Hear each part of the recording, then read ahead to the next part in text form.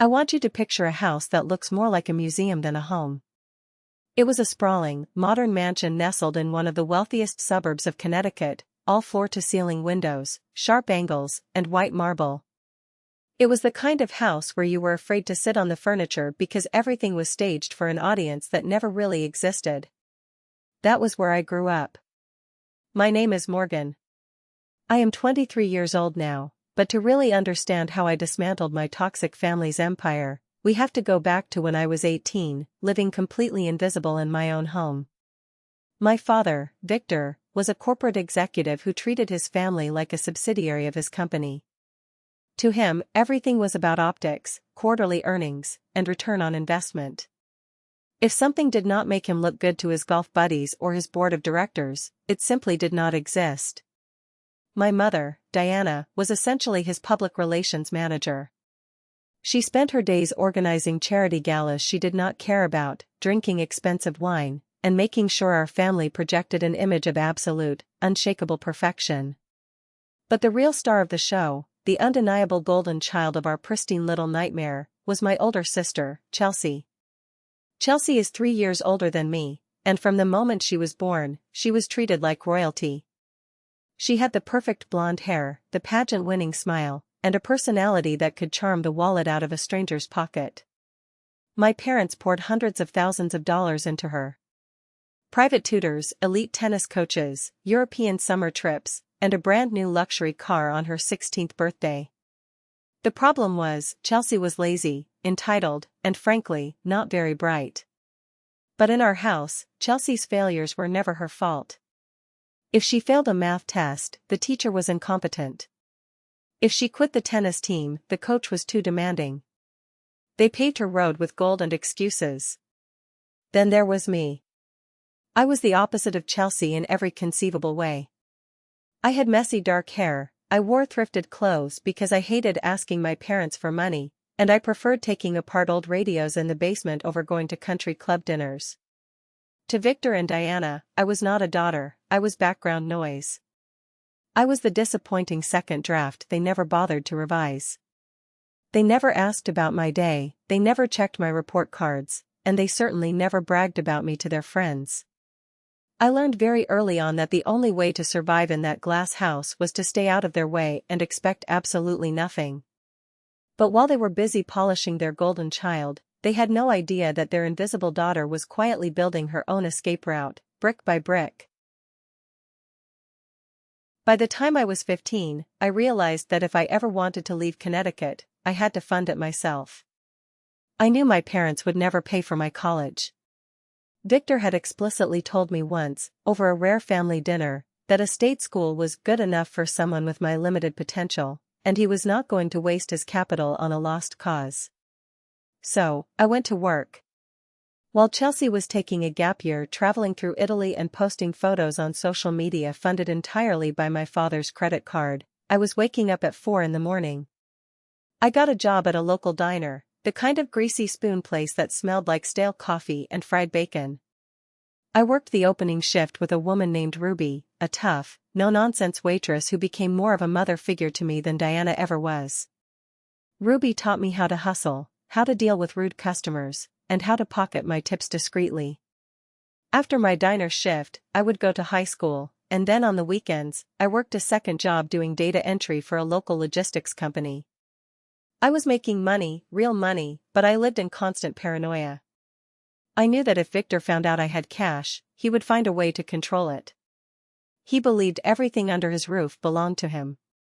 So, I opened a hidden custodial bank account with the help of my grandmother before she passed away. Every dollar, every dime, went straight into that account. I wore shoes with holes in them and skipped school lunches just to watch that balance grow. The most critical moment happened exactly 3 weeks before the chaos started. It was my 18th birthday. My parents did not even remember. They were too busy planning a welcome home party for Chelsea. But I didn't care.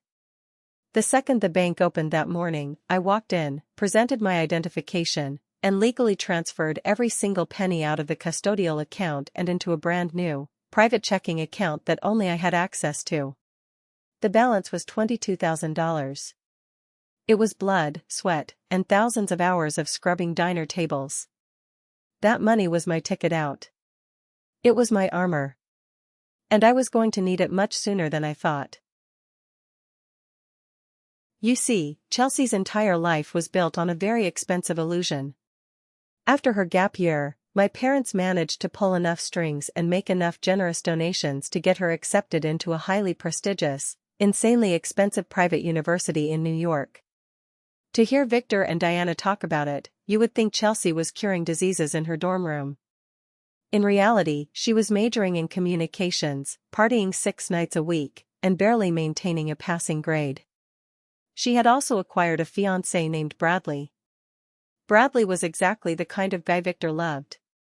He came from old money, wore tailored suits to casual brunches, and spoke with an arrogant drawl that made me want to roll my eyes into the back of my skull.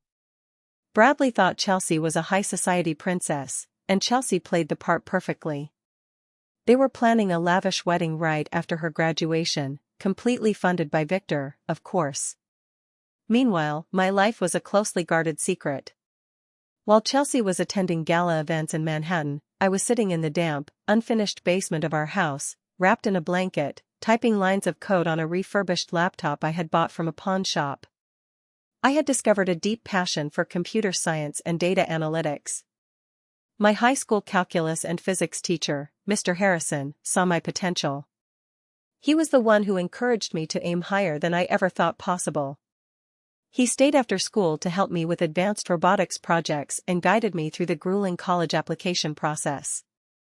In early November of my senior year, I did something that felt like jumping out of an airplane without a parachute. With Mr. Harrison's help, I submitted an early action application to the Massachusetts Institute of Technology. MIT. The absolute pinnacle of engineering and computer science. It was a massive long shot, but my grades were flawless, my test scores were in the top 1%, and my personal essay was a raw, honest reflection of how I taught myself to code in the shadows of a neglected life. I didn't tell a single soul besides Mr. Harrison and Ruby at the diner. It was my secret hope, burning quietly in the dark. I just had to survive the winter. The illusion finally shattered in the middle of December. It was a freezing Tuesday night, about 2 weeks before Christmas. I was lying in bed, staring at the ceiling, mentally going through a Python script I was trying to debug, when I heard the unmistakable sound of tires screeching in our circular driveway. I slipped out of bed and crept to the top of the stairs, hiding in the shadows of the hallway. The front door burst open, and there was Chelsea, dragging 2 massive luxury suitcases behind her, her mascara running down her face in thick black streaks. Victor and Diana rushed out of the master bedroom in their expensive silk pajamas. The panic in their voices was something I had never heard before. "Chelsea, what are you doing here?" "It's 2 in the morning, Victor demanded, his corporate composure completely gone. Chelsea collapsed onto the foyer bench, sobbing hysterically. I pressed my ear against the wooden banister to catch every word. It took 20 minutes of crying and gasping before the ugly truth finally spilled out. Chelsea had not just failed her classes, she had been expelled. And it was not for academic reasons. Chelsea was the treasurer of a massive, elite student organization. Over the past semester, she had secretly embezzled $25,000 from the organization's fund to pay for luxury clothes, VIP club tables, and a lavish weekend getaway to the Hamptons with Bradley. Bradley, the wealthy fiancé, thought she was paying for it with her trust fund. He had no idea the money was stolen. The university had caught her. They had given her a quiet ultimatum: either she repays the $25,000 by the first week of January, or they would hand the evidence over to the police and press felony theft charges. The expulsion was already final, but the criminal record was looming over her head like a guillotine. I sat there in the dark, my heart pounding in my chest. The golden child was a thief. The perfect daughter was facing prison time. I expected Victor to scream. I expected him to punish her, to ground her, to finally hold her accountable. But what I heard next made my blood run cold. "It's going to be fine, sweetheart. We will fix this. It is just a misunderstanding, Diana cooed, wrapping her arms around her weeping, criminal daughter. Those snobs at that university never liked you anyway, Victor growled, pacing the floor. They set you up. It's an administrative error. They gave a young girl too much responsibility without proper oversight. It is their fault. I actually had to bite my own hand to stop myself from laughing out loud. Embezzling $25,000 was an administrative error? The delusion was so thick you could cut it with a knife. Over the next few days, I watched the spin machine go into overdrive. They created a ridiculous narrative that Chelsea had decided to take a sudden medical leave of absence due to extreme academic burnout. They lied to their friends, they lied to the country club, and they desperately tried to lie to Bradley, telling him she just needed some time at home to rest. But behind closed doors, there was a massive problem. Victor was cash poor. He had recently tied up almost all of his liquid assets in a high-risk real estate development project that was currently stalled. The house was heavily mortgaged, the luxury cars were leased, and the credit cards were maxed out to maintain their lavish lifestyle. They did not have $25,000 in cash lying around to pay off the university. And getting a bank loan in 2 weeks during the holiday season with his current debt-to-income ratio was proving impossible. The tension in the house was suffocating. Victor spent hours locked in his study, screaming at his financial advisors over the phone. Diana drank wine starting at noon, nervously chewing on her expensive manicured nails. Chelsea just laid on the living room sofa, watching reality television and complaining that nobody was making her favorite snacks. And all the while, I kept my head down, going to my diner shifts, acting like I didn't know the ship was sinking. But the water was rising fast, and soon, they would be looking for a life raft. It happened on a Thursday morning. I was sitting at the kitchen island, quietly eating a bowl of cheap cereal before heading to the library, when Diana walked in. She looked exhausted, the bags under her eyes visible even through her thick makeup. She poured a cup of black coffee and stared at me for a long time. "You've been working at that diner for a few years now, haven't you, Morgan?" she asked, her voice dripping with an unnatural, sugary sweetness. My stomach dropped into my shoes. "Yeah," I muttered, keeping my eyes on my cereal. "Since I was 15. "And you never spend any money," Victor said, suddenly appearing in the doorway of the kitchen. He was wearing a suit, his eyes sharp and calculating. "You don't go out. You don't buy clothes. You must have a decent amount saved up in that custodial account I set up for you." I froze. He hadn't thought about that account in years. "Your sister is in a slight predicament," Victor continued, walking closer to me, trying to use his intimidating, corporate negotiation voice. "A temporary cash flow issue. We need to borrow whatever you have saved. We will pay you back with interest, of course, once my real estate deal closes next quarter. I don't have access to it right now," I lied smoothly. "I locked it into a long-term certificate of deposit. The penalty for early withdrawal is huge." Victor's eyes narrowed. He pulled out his laptop right there on the kitchen counter and logged into his master banking portal. He clicked a few times to pull up my old custodial account. I watched the color drain from his face. "It's empty," he whispered. He looked up at me, his face turning a dangerous shade of red. "There is a zero balance." "Where is the money, Morgan?" "I moved it," I said, my voice surprisingly steady. "I turned 18 a few weeks ago. I moved it to an independent account." "How much?" he demanded, slamming his hand on the marble counter. "How much is in there?" $22,000, I said quietly. The silence that followed was deafening. I could see the gears turning in Victor's head. He didn't see $22,000 earned by his daughter's hard work. He saw the exact amount he needed to keep his golden child out of jail. The target was firmly locked onto my back. If you are enjoying this story, please take a second to like this video, subscribe to the channel, and leave a comment down below telling me which city you are watching from. Every single comment helps the video reach more people, and I really appreciate your support. Now, back to the story. Christmas Eve dinner was supposed to be a joyous occasion, but in our house, it felt like sitting on death row waiting for the warden. The dining room table was set with fine china and crystal glasses. Bradley was there, dressed in a sharp blazer, completely oblivious to the fact that his beautiful fiancée was a criminal facing potential felony charges. Chelsea sat next to him, forcing tight smiles and pretending everything was perfect. I was seated at the far end of the table, cutting my dry turkey in silence. I knew an ambush was coming. Victor and Diana had been whispering furiously in the hallway all evening, shooting venomous glances in my direction. They waited until dessert. They waited until Bradley excused himself to take a phone call from his parents on the patio. The second the heavy glass door slid shut behind him, the atmosphere in the room completely shifted. The masks came off. Victor leaned forward, resting his elbows on the mahogany table. He didn't look like a father, he looked like a CEO demanding a buyout. "All right, Morgan, the games are over," Victor said, his voice cold and commanding. "I spoke with my lawyers. The university's deadline is January 2nd.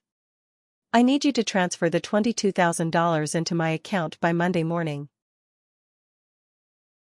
"It is not a request, Morgan," Diana chimed in, glaring at me over her wine glass. "This is about family. Your sister made a small mistake, and it is your duty to help us fix it. You live under our roof, you eat our food, it is the least you can do." Chelsea didn't even look at me. She was staring at her manicured nails, looking annoyed that she even had to be present for this conversation. "Just give them the money, Morgan. It's not like you're going to use it for anything important anyway." I slowly put my fork down. My heart was beating so fast I could feel it in my throat, but my hands were completely steady. I looked at Chelsea, then at Diana, and finally, I locked eyes with Victor. "No," I said. Just one word. 2 letters.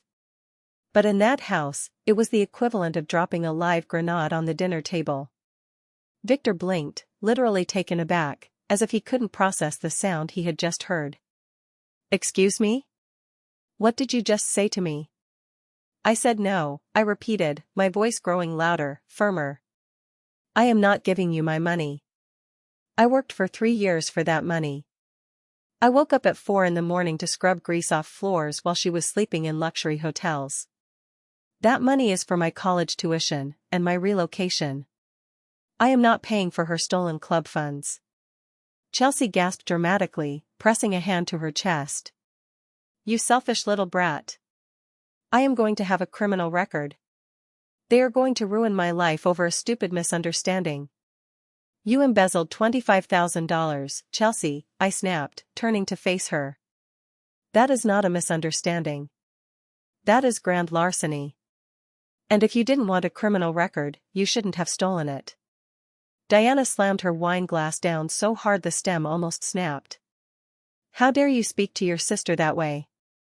You are an ungrateful, malicious little girl. We have given you everything. You have given me nothing." I fired back, pushing my chair away from the table. "You ignored me for 18 years. The only time you even remember I exist is when you need to steal my life savings to bail out your favorite mistake. The answer is absolutely, unequivocally, no." Victor stood up. He was a tall, imposing man, and he tried to use his physical presence to intimidate me. "Listen to me very carefully," he snarled, his face twisted in pure rage. "You will go to the bank on Monday. You will wire me the funds. If you do not, I will kick you out into the snow tonight. I will make sure you never see a dime from us for college. You will be a nobody, working at a diner for the rest of your miserable life." I stood up to meet his gaze. "I already am a nobody to you. And you were never going to pay for my college anyway." Victor let out a harsh, barking laugh. It was a cruel, mocking sound that echoed off the high ceilings. "College? You think you need $22,000 for college? Where do you honestly think you are going, Morgan? Community college? A state trade school? You don't need 20 grand for that." I lifted my chin. "I applied to MIT. For a split second, the room was dead silent. Even Chelsea stopped pouting. And then, the laughter started. It wasn't just a chuckle, it was hysterical, tears in their eyes laughter. Victor had to hold on to the back of his chair. Diana covered her mouth, giggling uncontrollably. Chelsea threw her head back and scoffed loudly. MIT? Victor wheezed, wiping a tear of genuine amusement from his eye. You? Massachusetts Institute of Technology? Oh, that is rich. That is the funniest thing I have heard all year. Please, Chelsea sneered, looking at me like I was a piece of trash on her shoe. Even I wouldn't aim that high, and everybody knows I am the smart one in this family. You are completely delusional, Morgan. Victor reached into his tailored suit jacket and pulled out his expensive leather money clip. He peeled off 10 crisp, $100 bills. $1,000. He slapped the stack of cash violently onto the mahogany dining table, right in front of my plate. I tell you what, Victor said, a vicious, mocking grin on his face. Here is a bet. $1,000 says MIT takes one look at your pathetic application and throws it straight into the shredder. You are a joke, Morgan. You will always be a joke. Now, go pack your bags. You are out of my house. I looked down at the $1,000 resting next to my half-eaten turkey. I didn't cry. I didn't scream. I just felt a cold, absolute clarity wash over me.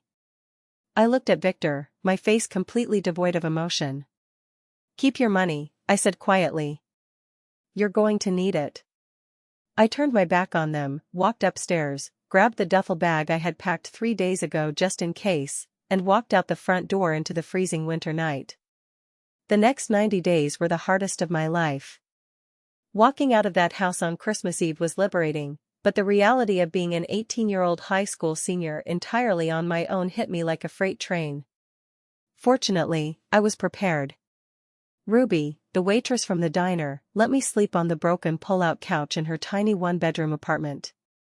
I paid her a small amount of rent from my savings, but she refused to take most of it, telling me to save it for Boston. Victor and Diana went nuclear. They didn't just kick me out, they tried to actively destroy me. They canceled my health insurance, they shut off my cell phone plan, and they reported the used car I had been driving, which was technically registered in Victor's name, as stolen, forcing the police to repossess it from the diner parking lot while I was working. They wanted to starve me out. They wanted me to come crawling back on my hands and knees, begging for forgiveness and handing over my bank account. But they underestimated how much I had learned from being invisible. I bought a cheap prepaid phone. I took the early morning bus to work, doing my homework under the flickering fluorescent lights of the diner before my shift started. I wore thick coats and walked 2 miles in the snow to get to high school. Every time things got impossibly hard, every time my hands were numb from the cold, I thought about Victor slamming that $1,000 on the table, calling me a joke. That memory became my fuel. It kept me warm. Meanwhile, back at the glass mansion, things were collapsing. Without my $22,000, Victor was forced to take a disastrous, high-interest payday loan from a shady private lender to pay off Chelsea's university by the deadline. He had to sell his prized speedboat at a massive loss. The financial strain turned their house into a war zone. I heard rumors through town that Victor and Diana were screaming at each other constantly. I knew Victor was desperate, and desperate men do terrible things. I was terrified he would try to steal my identity or forge my signature to take out student loans in my name to cover his new debts. So, I went on the offensive. I sat in Mr. Harrison's classroom during lunch breaks, using his computer. I contacted all 3 major credit bureaus and placed a hard security freeze on my social security number. Nobody could open a credit card or take out a loan in my name without a personalized PIN code that only I possessed. Then, Mr. Harrison and I tackled the FAFSA, the Federal Financial Aid Application. Because I was under 24, the government still considered me a dependent of my parents, which meant their high income would disqualify me from any financial aid, even though they were financially abusing me and had kicked me out. But Mr. Harrison knew the system. We gathered letters from my school counselor, a sworn affidavit from Ruby, and even a copy of the police report from when Victor had my car repossessed maliciously. We submitted a massive packet for a dependency override. It took weeks of stressful phone calls and endless paperwork, but the financial aid office finally approved it. I was legally and financially emancipated from Victor and Diana in the eyes of the government. My financial armor was impenetrable. While I was building my fortress, Chelsea's world was imploding. The secret of her embezzlement did not stay buried forever. You can't just mysteriously disappear from an elite university and suddenly start living at home without people asking questions. Bradley, the wealthy fiancé, finally got suspicious of the medical leave story. Through his own connections at the university, he found out the truth about the stolen money. He dumped Chelsea immediately. He didn't just break the engagement, he demanded the expensive engagement ring back and blocked her number. The loss of Bradley was a fatal blow to Diana's social standing. The country club gossip mill went into overdrive. Chelsea, completely stripped of her glamorous New York life, her wealthy fiancé, and her status, fell into a deep depression. She refused to leave her bedroom, blaming everyone but herself for her ruined life. She blamed the university, she blamed Bradley, and most bizarrely, she blamed me for not giving up my money to save her. By the time early March rolled around, my parents' house was a miserable, toxic prison of their own making. They were drowning in debt, their golden child was a disgraced college dropout, and their perfect public image was cracked beyond repair. And all the while, I was just waiting. Waiting for the middle of March. Waiting for Pi Day. March 14th. The day MIT traditionally releases their admissions decisions. I had done everything I could. Now, the universe just had to deliver. March 14th finally arrived. I was sitting in the back of the public library, my hands trembling so violently I could barely type my password into the MIT applicant portal. My heart was pounding a frantic rhythm against my ribs. The screen loaded. A digital banner dropped down, covered in digital confetti. Congratulations, Morgan. Welcome to the class of 2028. I didn't cheer. I just put my face in my hands and wept quietly. Years of isolation, years of scrubbing floors, years of being told I was nothing, it was all validated in that one single sentence. But the best part was yet to come. Because of my approved dependency override and my extreme low-income status as an independent student, the financial aid package attached to my acceptance was staggering. A full-ride scholarship. Tuition, housing, meal plan, everything completely covered by grants and university endowments. But I didn't tell anyone except Ruby and Mr. Harrison. I knew that MIT sends physical acceptance packages through FedEx, usually arriving a day or two after the digital portal updates. And looking at the calendar, I realized something beautifully, poetically perfect. 2 days from now was March 16th. Victor's 60th birthday. I knew they were throwing a massive, catered party at the house. Despite being broke, Victor was forcing Diana to throw a lavish event to keep up appearances and prove to his business partners that he was still financially stable. It was the perfect stage.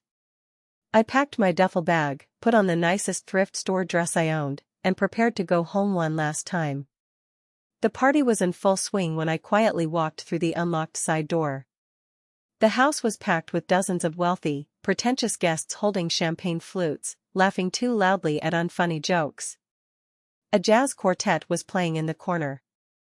Victor was holding court by the fireplace, wearing a velvet smoking jacket, looking incredibly stressed but pretending to be relaxed.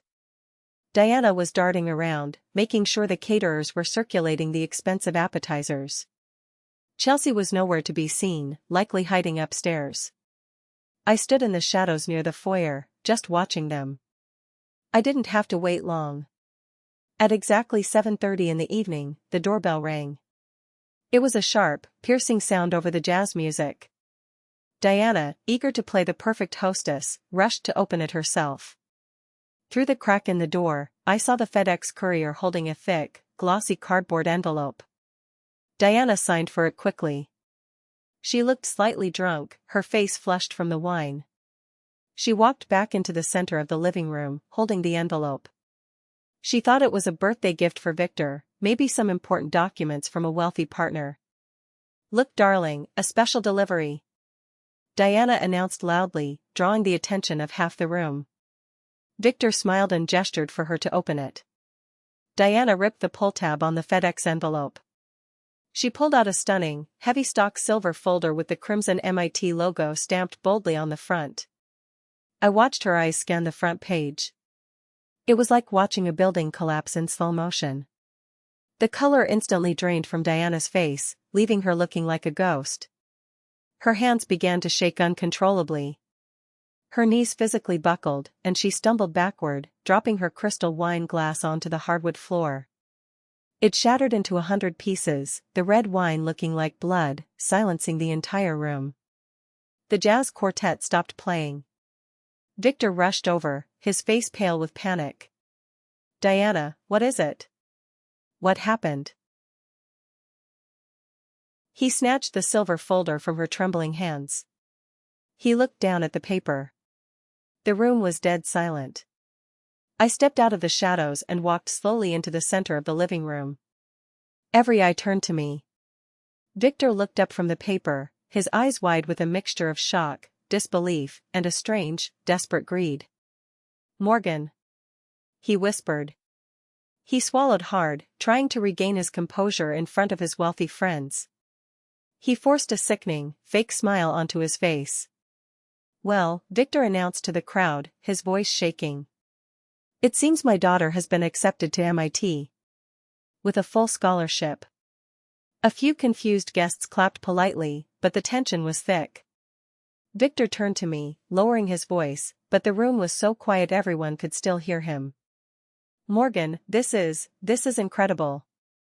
Since you have a full ride, you won't need that $22,000 anymore. We can use it to pay off my high-interest loan. You can finally help the family." Even in his absolute defeat, he was still trying to use me. Still trying to bleed me dry. I stopped about 3 feet away from him. I looked him dead in the eye, and for the first time in my life, I felt completely, utterly powerful. "I am not giving you a single dime, Victor," I said clearly, my voice ringing out across the silent room. "You threw me out in the snow on Christmas Eve to protect a thief. You told me I was a joke. You told me I would be a nobody."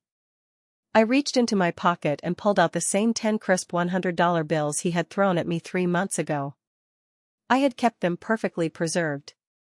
I raised my hand and let the $1,000 flutter to the hardwood floor, landing right in the spilled red wine. "Here is your bet money," I said, my tone ice cold. "Keep it. It looks like you need it to pay off your debts. Have a happy 60th birthday." I turned around, grabbed my duffel bag, and walked out the front door. Nobody stopped me. Nobody said a word. The last thing I heard before the heavy door clicked shut was the sound of Diana starting to sob. That was 5 years ago. I graduated from MIT last spring with honors in computer science. I now live in Boston, working as a senior data engineer at a top-tier tech firm. I have my own apartment, my own life, and an incredible chosen family, including Ruby, who comes to visit me every Thanksgiving. As for my biological family, the empire crumbled. Victor's business went completely bankrupt under the weight of his secret loans and terrible investments.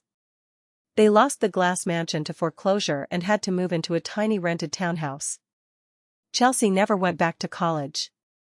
She works retail at a local mall, still living with Victor and Diana, surrounded by the bitter resentment they all share for each other. Over the years, they have tried to reach out. They leave pathetic voicemails, begging me to call them, apologizing, asking for financial help, acting like they just made a minor parenting mistake. I have never answered a single call.